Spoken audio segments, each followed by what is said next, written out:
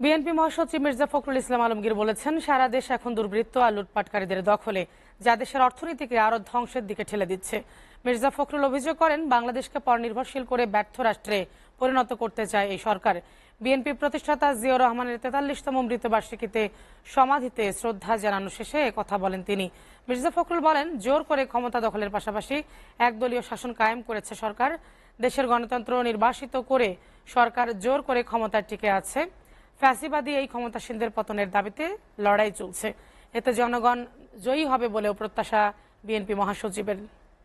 বাংলাদেশে গণতন্ত্র সম্পূর্ণভাবে নির্বাসিত, একদলীয় শাসন ব্যবস্থা প্রতিষ্ঠার জন্য আজকে শাসক গোষ্ঠী আওয়ামী লীগ তারা বিভিন্ন রকম কলা কৌশল করে জনগণের ভোটের অধিকার হরণ করে নিয়ে তারা আজকে ক্ষমতাকে দখল করে আছে এবং একদলীয় শাসন ব্যবস্থা প্রবর্তন করতে যাচ্ছে ভিন্ন পদ্ধতিতে।